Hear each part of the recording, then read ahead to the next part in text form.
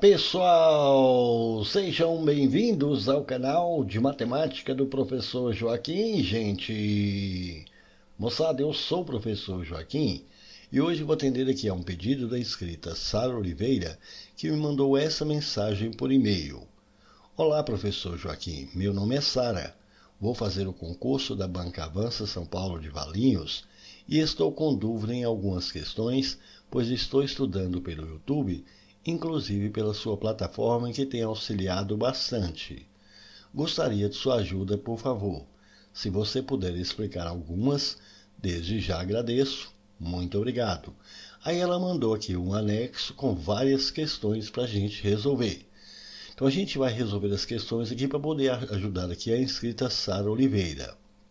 Mas eu quero sempre lembrar, pessoal, a maneira que eu resolvo as questões aqui no canal é apenas a minha sugestão de resolução. Você pode resolver da maneira que você quiser, da forma que você achar melhor ou que você sentir mais confortável. Essa aqui é somente a minha sugestão de resolução para poder ajudar quem está precisando estudar matemática, beleza? Então vamos lá para a gente resolver as questões para poder ajudar aqui a inscrita Sara Oliveira. Bora lá! Vamos então à primeira questão proposta pela inscrita Sara, pessoal. A questão diz assim: a figura a seguir é formada por uma circunferência inscrita num quadrado. Sabendo-se que a distância do centro da circunferência até qualquer um dos vértices do quadrado é d centímetros, determine a razão entre a área sombreada e a área do quadrado. Bom, então veja que a questão está informando para a gente que essa figura que está mostrando aqui que nós temos esta circunferência que está inscrita nesse quadrado. Então a circunferência ela está aqui, ó, tangenciando os lados desse quadrado. Informou no texto que a distância do centro da circunferência. Então aqui, ó, do centro da circunferência. Eu vou falar que esse ponto é um ponto que está aqui, ó, no centro da circunferência. Então essa distância desse centro da circunferência até qualquer um desses vértices aqui, essa distância é d. Então essa distância daqui, ó, até chegar nesse vértice é uma distância d. Então perceba, essa mesma distância daqui para cá também é d. Agora notem, essa distância desse vértice até esse outro vértice oposto a ele aqui, isso aqui é a diagonal do nosso quadrado. Bom, então repare, essa diagonal aqui vale d mais d. Então d mais d, 2d. Mas a gente sabe que a diagonal de um quadrado é dado pela fórmula L raiz de 2. Então a diagonal do nosso quadrado aqui, 2d, vai ser L raiz de 2. Se 2d é igual a L raiz de 2, então L raiz de 2 vai ser igual a 2d. Assim agora ficou fácil para a gente achar a medida do lado de nosso quadrado. Para achar o lado, basta pegar essa raiz de 2. Está aqui multiplicando, a gente passa dividindo. Então L vai ser 2d sobre raiz quadrada de 2. Eu não vou racionalizar, eu vou deixar aqui como está. Pronto, então o lado de nosso quadrado vale 2d sobre raiz quadrada de 2. Agora observe, a gente também sabe que a distância do centro da circunferência até qualquer ponto da circunferência é o raio da circunferência. Então a distância daqui, ó, desse centro da circunferência até esse ponto aqui da circunferência, isso aqui é o raio. Da mesma forma, essa distância daqui para cá também é um raio.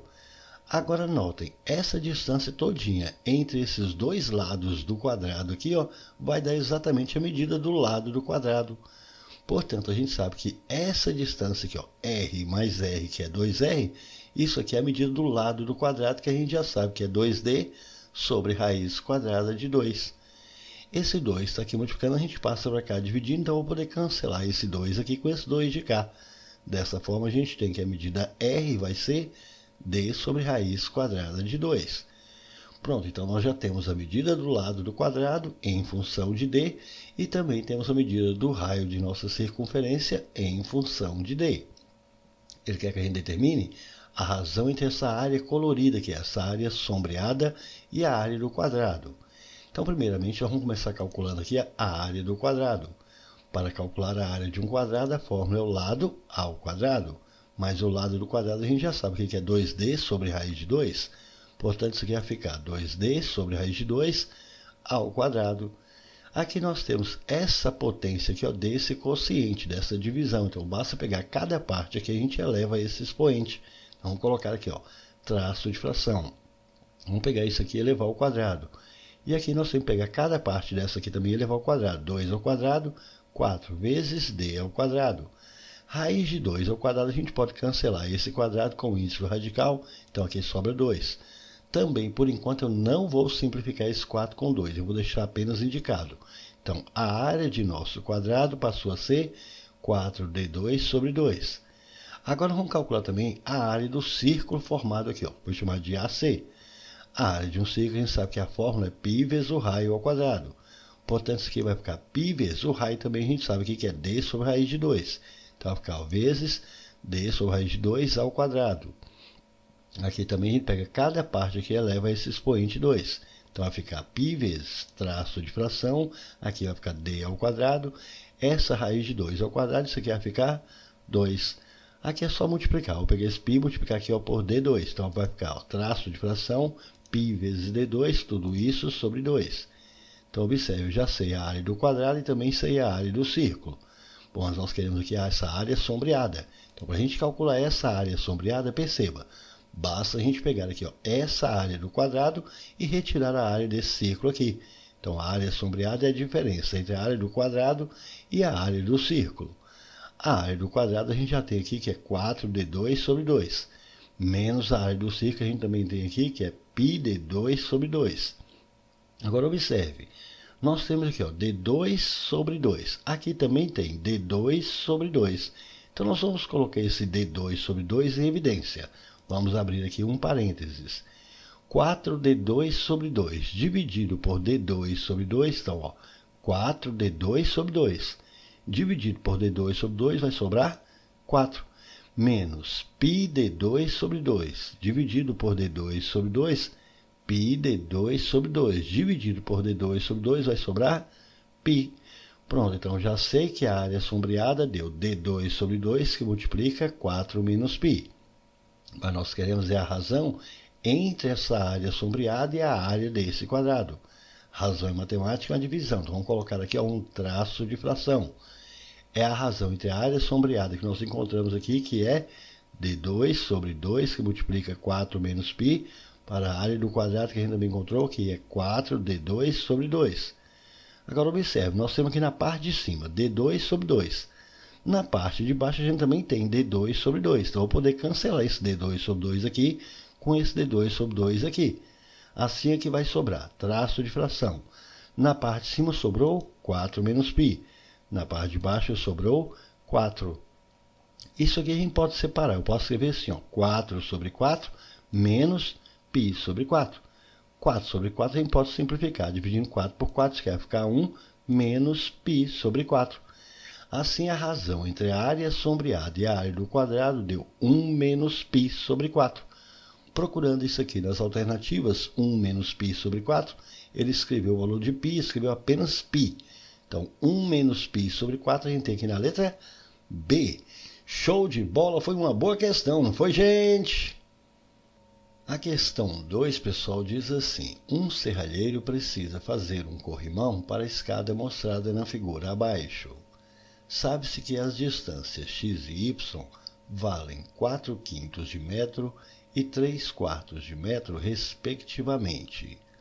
As distâncias x e y são as mesmas para cada degrau da escada, e o comprimento do corrimão é a distância do ponto A até o ponto B. Dessa forma, o comprimento do corrimão é qual desses daqui? E aqui ele colocou a figura para ilustrar para a gente que é essa escada. Ele informou para a gente que essas distâncias de x e y valem 4/5 de metro e 3/4 de metro, respectivamente. Ou seja, nessa ordem, significa que essa distância x aqui é 4/5 de metro e a distância y é 3/4 de metro. Também informou que as distâncias x e y são as mesmas para cada degrau da escada. E falou que a gente precisa encontrar aqui esse comprimento desse corrimão. É isso que a questão quer da gente. Qual que é o comprimento do corrimão? Mas informou que esse comprimento do corrimão é a distância do ponto A até o ponto B. Então, essa distância desse ponto A até o ponto B, que eu estou destacando aqui em vermelho, isso aqui é o comprimento do corrimão. É isso que a gente precisa encontrar. Agora, observe. Se a gente pegar aqui, ó, este plano da base, daqui do ponto B, até chegar aqui, ó, aqui na horizontal, então daqui até chegar aqui, quanto que vale esse pedaço todo?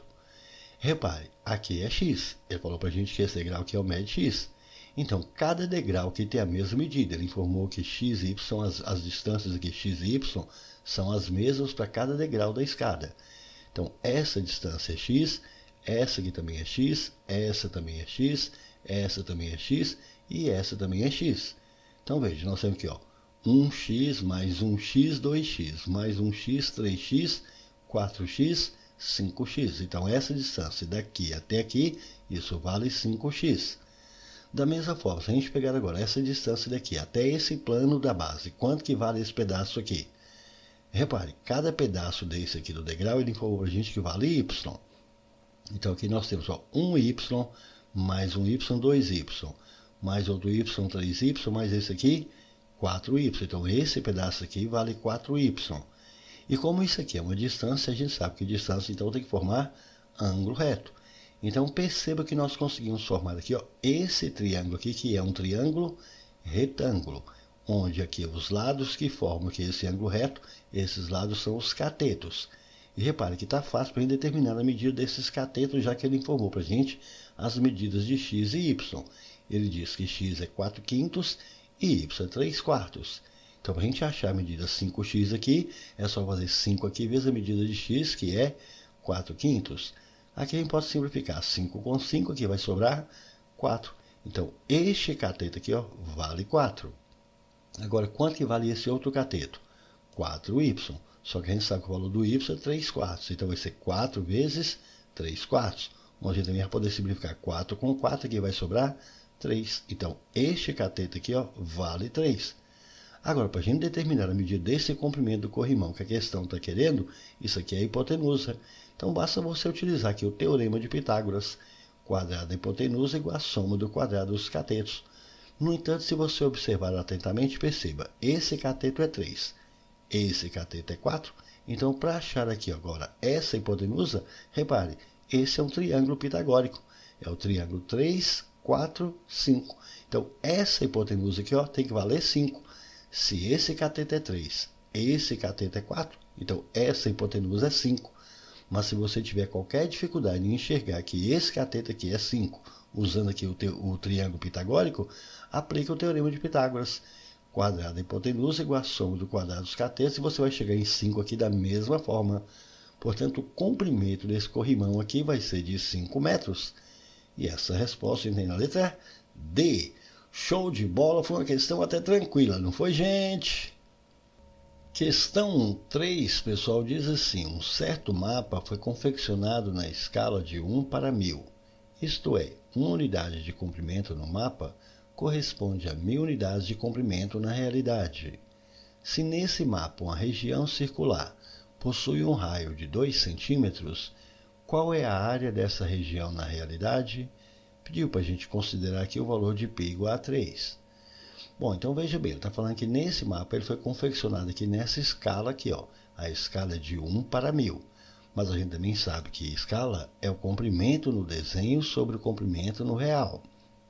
Portanto, a escala que foi dada aqui, 1 sobre 1000, tem que ser igual a essa escala dada, que é D sobre R, que é o desenho sobre o real.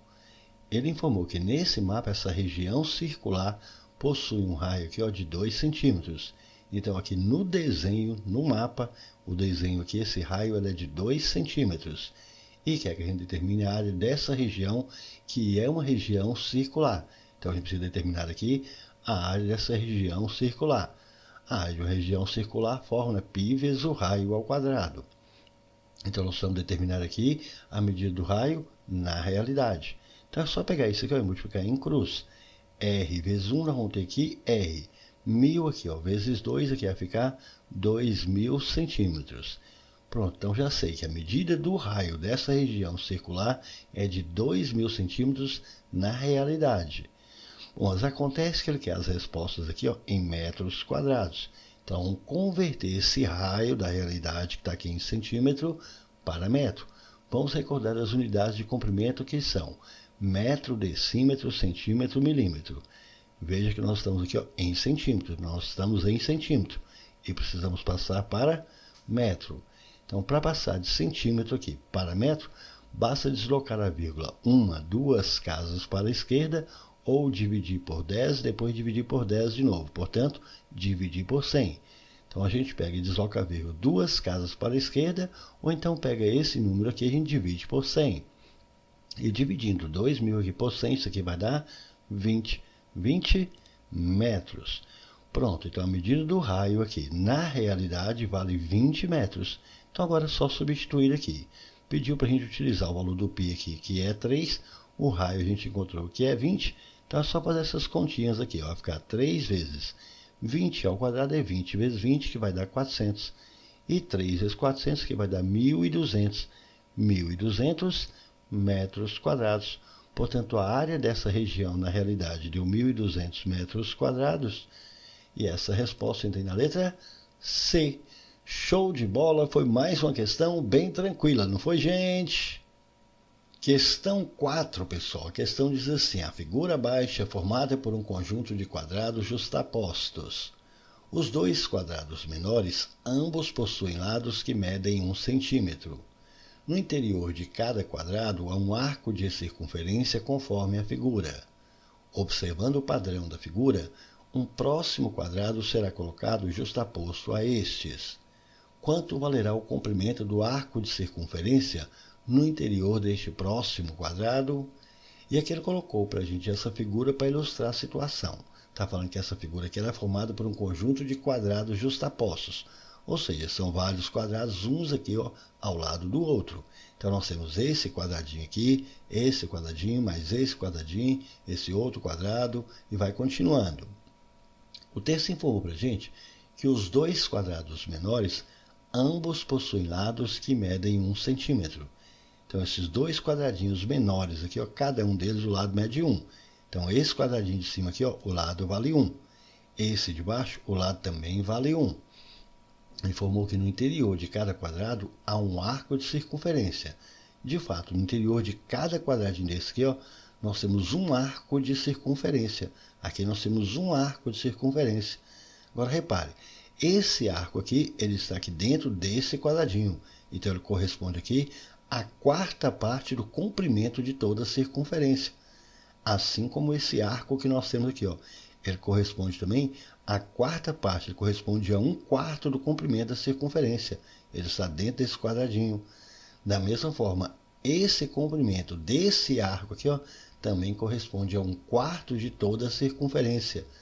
Esse comprimento desse arco aqui também corresponde aqui a 1/4 do comprimento de toda a circunferência. Esse arco aqui, o comprimento dele também vale 1/4 do comprimento de toda a circunferência. Aí ele falou que, observando o padrão dessa figura, um próximo quadrado vai ser colocado justo oposto a esses que já estão aqui. E ele quer saber quanto que vai valer o comprimento desse arco de circunferência no interior desse próximo quadrado. Mas observe, nós sabemos que para calcular o comprimento de uma circunferência, a fórmula é 2 vezes π vezes o raio. E já sabemos também que o comprimento de cada um desses arcos aqui corresponde a 1/4 do comprimento de uma circunferência. Então, 1/4 de 2πr de matemática é vezes, então vai ser 1/4 vezes 2πr. Bom, agora repare bem. Nós queremos determinar aqui o comprimento do arco de circunferência no interior do próximo quadrado. Então, nós vamos ter um outro comprimento de circunferência aqui em um outro quadrado. Vamos ter um outro arco de circunferência. Até aqui nós já temos quantos arcos de circunferência? Repare, nós temos aqui esse primeiro arco. Então, nós já temos aqui um primeiro arco. Aqui nós temos um segundo. Aqui um terceiro. Aqui um quarto. Aqui nós temos um quinto. Então, no próximo quadrado que vai ser colocado justaposto a estes quadrados aqui, nós vamos ter agora um sexto arco de circunferência. E o nosso objetivo é determinar o comprimento deste sexto arco. Então, nós queremos determinar qual que é o comprimento do sexto arco. Só que para a gente calcular esse comprimento desse sexto arco, nós vamos precisar do raio da circunferência. Então, nós vamos achar qual vai ser o raio que compõe aqui esse arco de circunferência, da circunferência dele. Observe, nesse primeiro caso aqui, ó, a gente já sabe aqui que o raio aqui é 1. Note, essa distância daqui até aqui, ó, isso aqui é o raio. Essa distância aqui também é o raio. Bom, então eu já sei que esse raio aqui é 1, já sei que esse raio aqui é 1. Vamos colocar então aqui os raios de todas as circunferências até chegar aqui no comprimento do sexto arco, ou seja, da sexta circunferência. Então veja, esse primeiro raio aqui, ó, note, esse primeiro raio, essa medida aqui, ó, é 1. Esse outro arco aqui, ó, esse outro arco nós temos aqui. Repare que esse raio também é 1. Agora, esse arco aqui, ó, qual vai ser o raio desta circunferência? Repare, o raio é essa medida aqui, ó. Quanto que vale essa medida? Veja, essa medida é a mesma daqui, já que aqui tudo é um quadrado, ele informou que são quadrados justapostos. Então, esse pedaço é 1. Esse pedaço também é 1. Então, 1 mais 1, 2. Portanto, essa medida aqui também vai ser 2. Então, esse próximo comprimento aqui, ó, ele vai ter raio de circunferência aqui, ó, 2. E esse próximo arco aqui, esse arco aqui, qual vai ser o raio da circunferência que o contém? Bom, repare bem, daqui até aqui é o nosso raio. Então, essa medida aqui toda é o raio, que é essa medida daqui, ó, isso aqui é o raio. Quanto que vale esse raio? Olha só, aqui é 2. Mais 1, esse pedaço aqui, então é 3. Então, repare que esse próximo raio aqui vale 3. Agora, esse outro arco de circunferência, quanto que vale o raio dessa circunferência que eu contém? Bom, repare bem, daqui até aqui, ó, isso aqui é que é o nosso raio. Quanto que vai valer esse raio? Veja, essa mesma medida aqui, ó, isso aqui tudo é um quadrado. Então, é essa mesma medida aqui, ó. E quanto que vale essa medida toda aqui? Repare, daqui até aqui a gente já sabe que é 3. Esse pedacinho aqui, ó, é 1. Aqui também é 1. Então, ó, 3 mais 1, 4 mais 1, 5. Então, essa medida aqui, que é esse raio, vai valer 5. Então, isso aqui vale 5. Então, notem, nós já temos aqui os raios das 5 primeiras circunferências. Mas nós vamos chegar aqui no comprimento do sexto arco. Portanto, eu preciso do raio aqui da sexta circunferência. Então, da próxima circunferência, quanto que vai valer agora esse raio? Repare que essa sequência de números aqui, pessoal, é a conhecida sequência de Fibonacci. Note bem, se você somar aqui, ó, 1 mais 1 vai dar 2. 1 mais 2 vai dar 3. 2 mais 3 vai dar 5. Assim, para a gente chegar ao próximo elemento aqui, é só somar 3 mais 5, que vai dar 8. Assim, o raio da próxima circunferência, ou seja, da sexta circunferência, esse raio vai ser 8.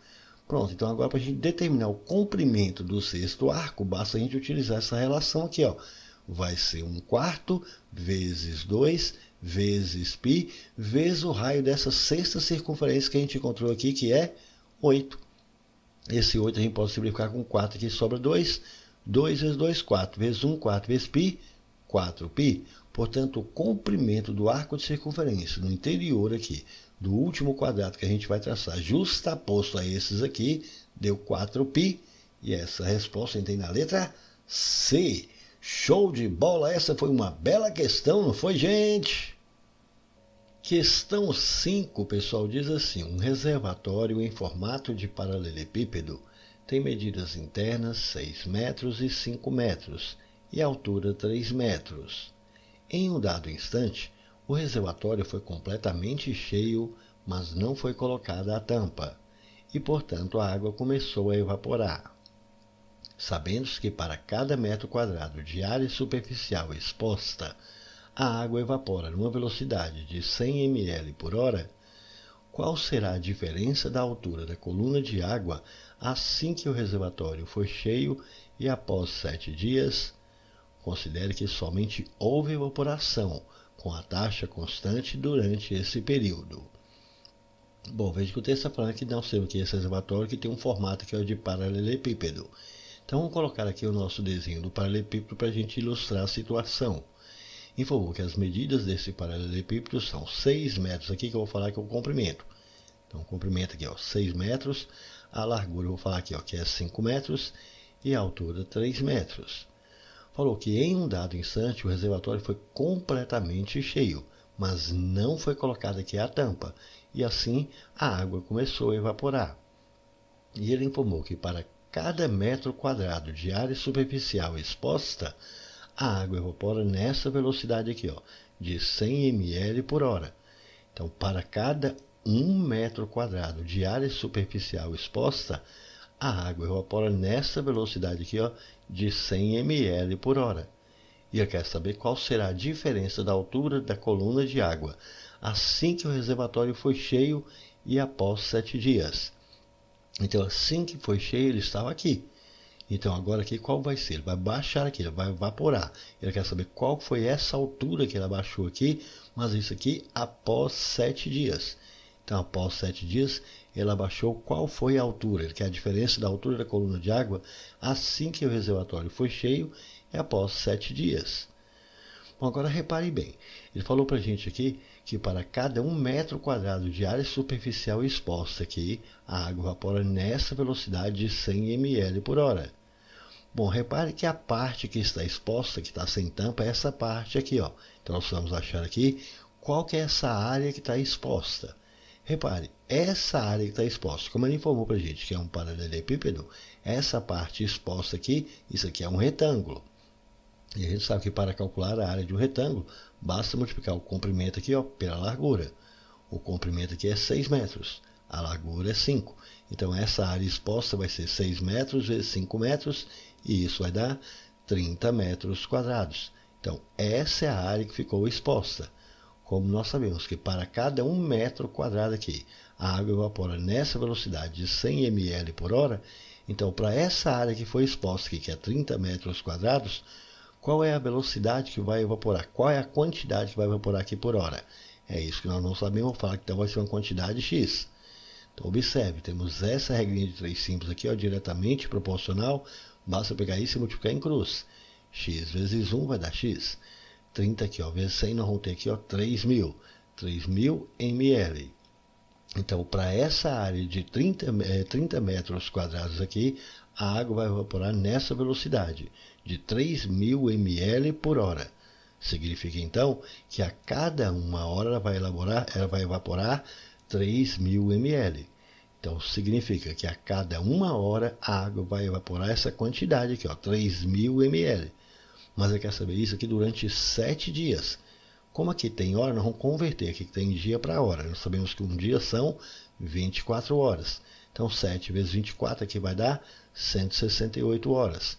Então, se a cada 1 hora é evaporada essa quantidade de água, 3.000 ml, então após 168 horas, vai evaporar qual quantidade? Eu não sei, eu vou falar que vai ser uma quantidade que temos essa outra regrinha de 3 simples aqui, diretamente proporcional, só pegar isso e multiplicar em cruz.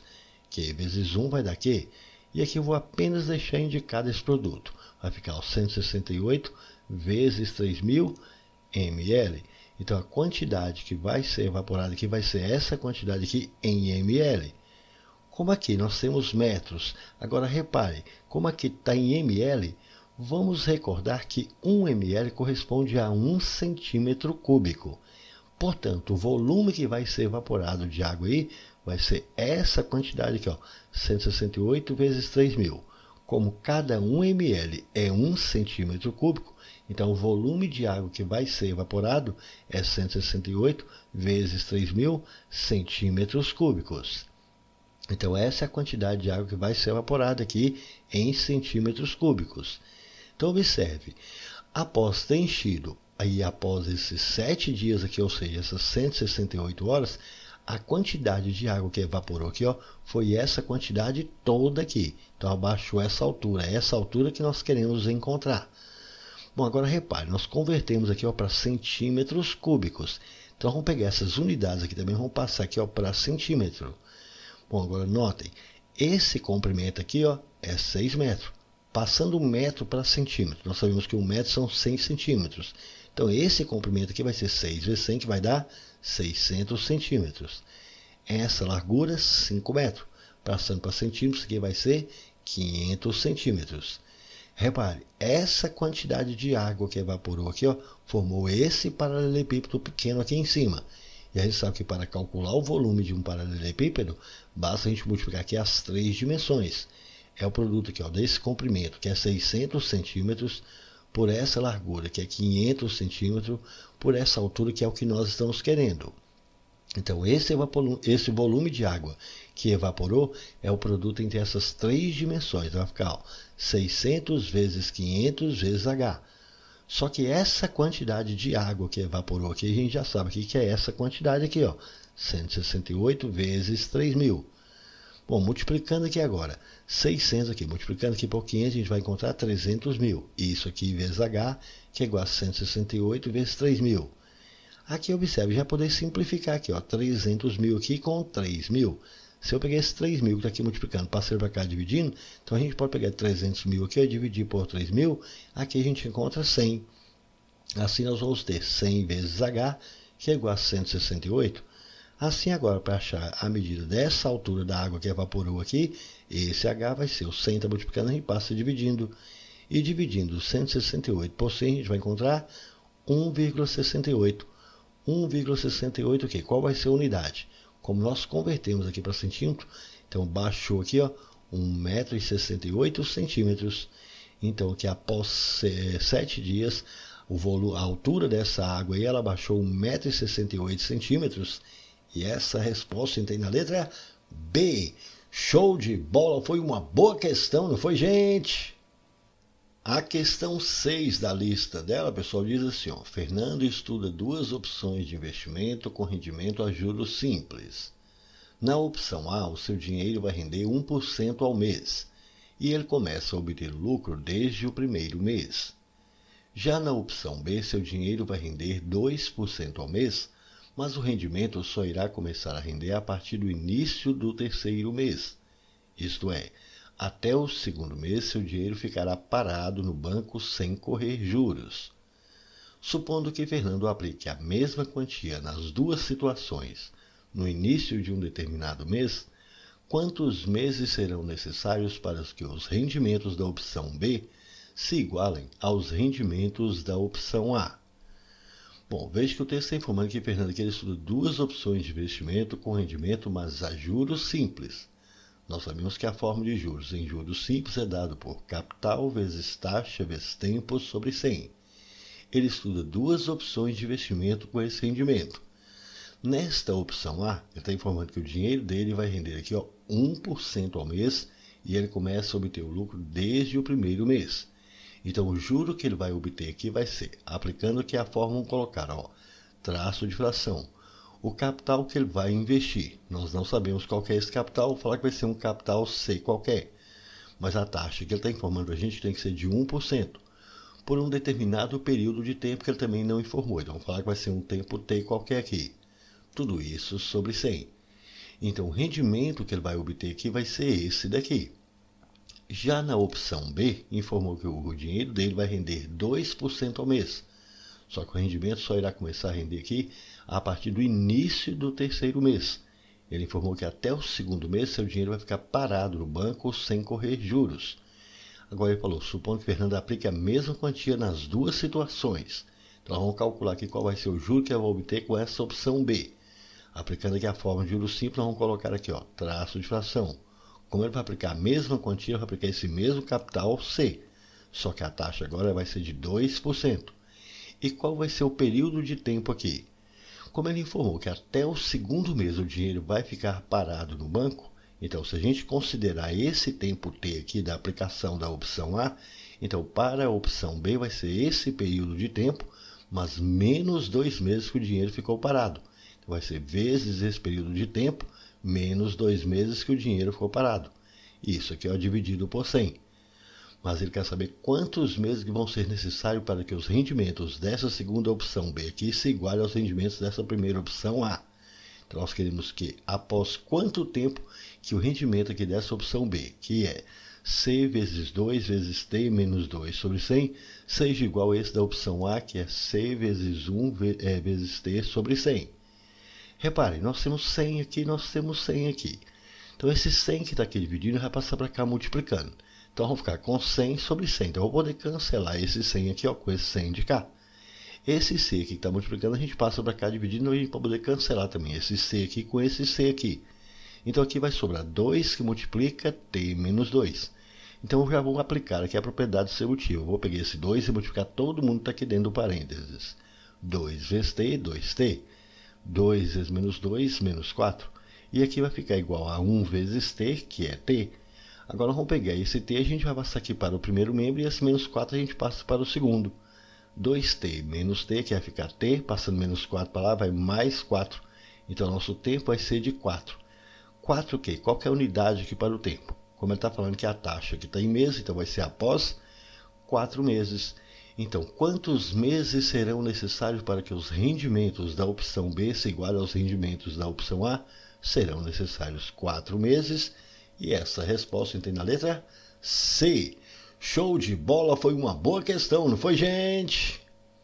Questão 7 da lista dela, pessoal, diz assim: uma designer está montando um gráfico para uma apresentação. Ela quer representar graficamente o número de homens e mulheres ganhadores do Prêmio Nobel de 1901 até 2021. Para isso, ela utilizará um retângulo de lado 15 cm como gráfico de barras conforme a figura. A região sombreada corresponde ao número de homens agraciados com o prêmio, e a região não sombreada representa a quantidade de mulheres. O comprimento de cada região depende da proporção entre homens e mulheres agraciados, mas o comprimento total do retângulo é sempre 15 centímetros.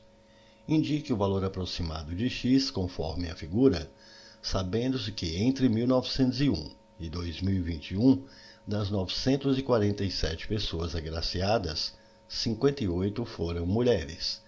E aqui ele colocou essa figura mostrando para a gente a distribuição aqui da quantidade de mulheres e da quantidade de homens nesse retângulo. Esse retângulo está indicando para a gente que tem 15 centímetros de comprimento, sendo que a quantidade de mulheres ela está indicada que ela está distribuída aqui, ó, nesse retângulo em branco, de lado aqui, ó, de comprimento x centímetros. E a quantidade de homens está distribuída aqui, ó, nesse retângulo em cinza, onde não foi dado aqui esse comprimento desse retângulo. Mas nós sabemos que esse retângulo grande ele tem 15 centímetros de comprimento.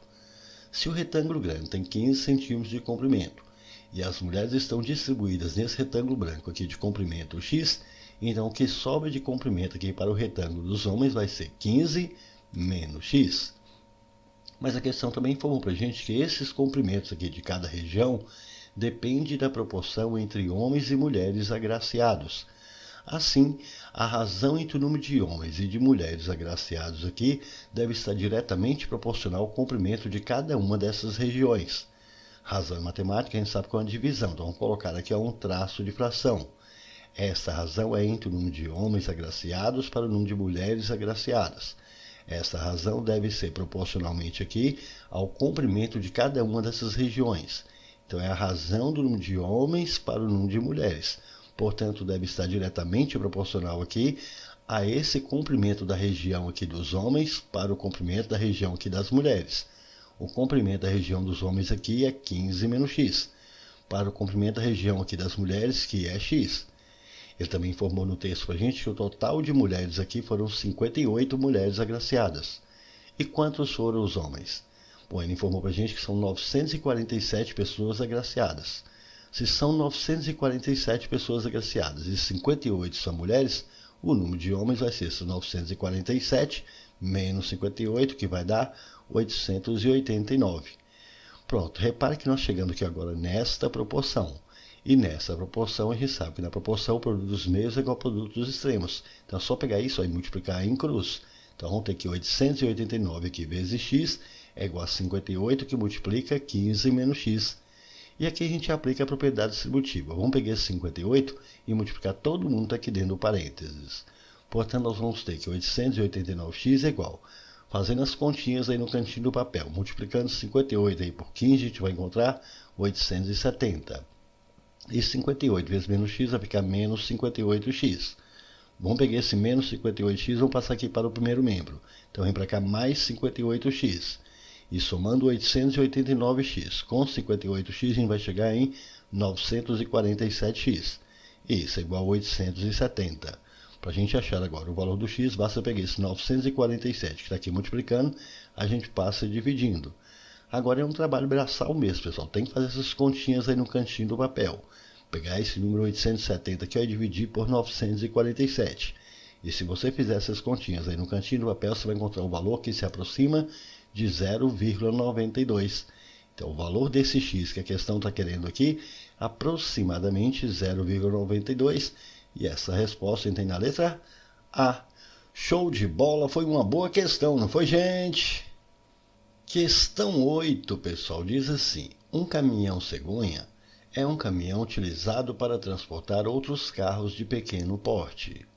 Uma empresa de locação de carros precisa transportar 60 carros do tipo A, 40 carros do tipo B e 100 carros do tipo C num caminhão cegonha, que tem capacidade máxima de 10 carros por viagem. Em todas as viagens, o caminhão deve levar sempre X carros do tipo A, Y carros do tipo B e Z carros do tipo C. Qual deve ser o valor de Z para que o caminhão dê o número mínimo de viagens possível? Então veja, o texto está informando que essa empresa de locação de carros, ela precisa transportar nesse caminhão cegonha 60 carros aqui, do tipo A, 40 carros do tipo B e 100 carros do tipo C. Num total aqui, de quantos carros que ela precisa transportar? 60 mais 40 vai dar 100, mais 100 no total aqui, de 200 carros. Aí ele falou que esse transporte vai ser feito aqui nesse caminhão cegonha, que tem capacidade máxima de 10 carros por viagem. E diz que em todas as viagens o caminhão deve levar sempre X carros do tipo A e Y carros do tipo B e Z carros do tipo C. Aí fez essa pergunta: qual deve ser o valor de Z para que o caminhão dê o mínimo de viagens possível? Aqui, pessoal, pensa que essa pergunta está errada. A pergunta não pode ser qual deve ser o valor de Z para que o caminhão dê o mínimo de viagens possível. Eu penso que a pergunta aqui deveria ser: qual deve ser o valor de Z considerando que o caminhão dê o número mínimo de viagens possível? Essa quantidade mínima de viagens possível, ela não depende dessa quantidade Z. Essa quantidade mínima de viagens, ela depende da capacidade máxima de carros aqui levados, mas pelo caminhão, não pela quantidade de carros aqui da marca Z, do tipo Z. Então, eu vou considerar que a pergunta seja essa: qual deve ser o valor de Z, considerando que o caminhão dê o número mínimo de viagens possível? Para que esse caminhão dê o número mínimo de viagens possível, é necessário que ele leve a capacidade máxima dele, a capacidade máxima do caminhão. E a capacidade máxima dele é levar 10 carros por viagem. Então, se a gente pegar o total de carros que a gente tem, que são 200 carros, e dividir nessa capacidade máxima do caminhão aqui, que são 10 carros aqui por viagem, então pegando o total de carros, que é 200, dividindo aqui, 10 carros por viagem, nós vamos então encontrar aqui a quantidade mínima de viagens, que vai ser 200 dividido por 10. Nós vamos ter uma quantidade mínima aqui, de 20 viagens. Assim, nós vamos pegar todos esses carros aqui, nós precisamos dividir igualmente aqui, em 20 viagens. Como ele disse que tem que levar a mesma quantidade aqui, de carros do tipo A, a mesma quantidade de carros do tipo B, a mesma quantidade de carros do tipo B, do tipo C, então nós vamos dividir igualmente esses carros aqui nessas 20 viagens. Assim, ao pegar os 60 carros aqui, do tipo A, e dividir igualmente aqui em 20 viagens, cada viagem aqui nós vamos levar quantos carros do tipo A? 60 dividido por 20 vão ser levados 3 carros do tipo A. Ao pegar os 40 carros do tipo B e dividir igualmente aqui, em 20 viagens, quantos carros do tipo B a gente vai estar levando? 40 dividido por 20, a gente vai estar levando 2 carros aqui do tipo B.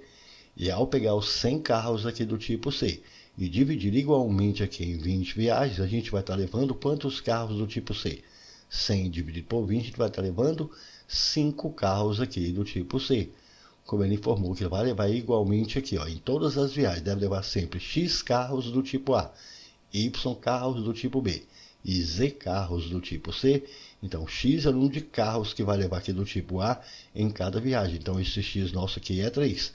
O Y é o número de carros que vai levar aqui do tipo B. Então, vai levar aqui em cada viagem 2 carros do tipo B. E Z é o número de carros do tipo C que vai levar aqui em cada viagem. Então, os Z aqui vão ser levados 5 carros do tipo C em cada uma das viagens. Então, qual deve ser o valor de Z, considerando, a minha pergunta agora passou a ser essa, qual deve ser o valor de Z, considerando que o caminhão dê o número mínimo de viagens possível?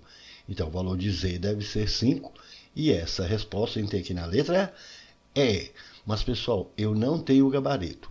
A inscrita Sara não me passou nenhum dos gabaritos. Portanto, eu gostaria que vocês verificassem se é essa mesma pergunta, se não teve nenhum erro de digitação. Mas aqui, no meu entendimento, não pode ser essa pergunta.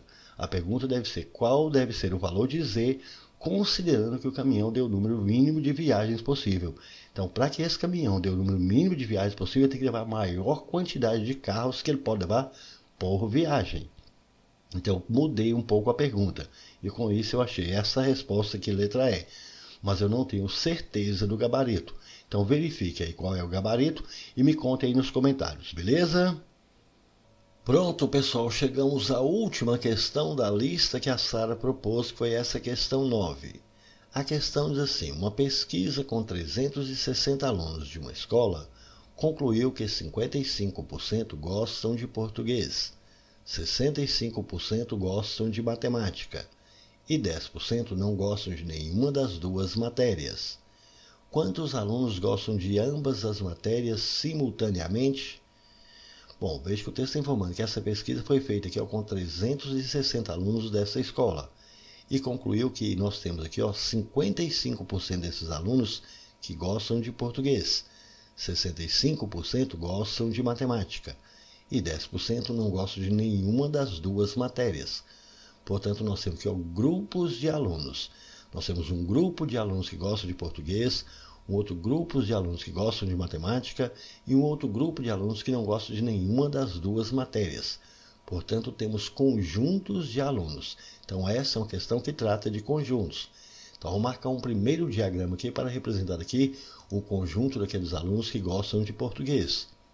Um outro diagrama para representar o conjunto dos alunos aqui que gostam de matemática. E um outro diagrama para representar o conjunto daqueles alunos que não gostam de nenhuma dessas duas matérias. O texto está informando para a gente que 55% desses alunos gostam de português. Então, os que gostam de português aqui é 55%. Os que gostam de matemática, ele informou que é 65%. E diz que 10% não gostam de nenhuma das duas. Então, nenhuma das duas aqui é 10%. E ele quer saber quantos alunos gostam de ambas as matérias simultaneamente. De ambas as matérias são esses que estão aqui na interseção. Então, essa quantidade que a gente não tem. Então, vou falar que vai ser uma quantidade X qualquer. Mas observe, nós sabemos que o percentual dos que gostam de português aqui são 55%. Então, os que gostam apenas de português aqui, vai ser esse total aqui, que é 55%, menos essa quantidade que gosta dos dois aqui. Então, vai ser 55% menos X. Sabemos que o total dos que gostam de matemática é 65%. X gostam aqui das duas. Então, os que gostam apenas de matemática, vai ser esse total que é 65% menos X. Agora, observe, se a gente somar todas essas quantidades aqui, tem que dar o total aqui em porcentagem, que é 100%. Assim, somando aqueles que gostam apenas de português aqui, que é 55% menos X, com essa quantidade de X que gostam nas duas disciplinas, mais esses aqui que gostam apenas de matemática, 65% menos X, mais esses 10% que não gostam de nenhuma, isso aqui tem que dar o total em porcentagem, que é 100%. Pronto, chegamos nessa equaçãozinha de primeiro grau aqui para a gente resolver. Vai dar para cancelar aqui, menos x com mais x, e somando aqui, 55%, mais 65%, mais 10%, isso aqui vai dar 130%, menos x, isso é igual a 100%. Pegando esse 100% e passando aqui para o primeiro membro, e esse menos x para o segundo, nós vamos ter 130%, menos 100%, aqui vai dar 30%. Passando menos x para lá, vai mais x. Se 30% é igual a x, então x é igual a 30%. Assim, o percentual dos que gostam aqui das duas matérias é 30% do total de alunos. Só que ele quer saber qual que é esse total de alunos que gostam das duas matérias. Mas foi informado que a pesquisa foi feita com 360 alunos dessa escola. Assim, esses que gostam das duas matérias aqui corresponde a 30% desse total de alunos da escola, que é 360. E 30%, observe, a gente sabe que 30% é 30 sobre 100, que é 0,3. Assim, o número daqueles que gostam das duas matérias vai ser 0,3 de 360. De matemática é vezes, então vai ser 0,3 vezes 360. E fazendo essas continhas aí no cantinho do papel, multiplicando 0,3 aqui por 360, a gente encontra 108. Portanto, o número de alunos que gostam das duas matérias aí ao mesmo tempo são 108. E essa resposta tem na letra C. Show de bola, foi uma boa questão, não foi, gente? É isso aí, pessoal, gostaram? Então deixe um like, compartilhe e comente, porque dessa forma poderemos continuar ajudando muitas outras pessoas que gostam e que também precisam estudar matemática, beleza? Valeu, gente, um abraço e até o próximo vídeo. Tchau, pessoal!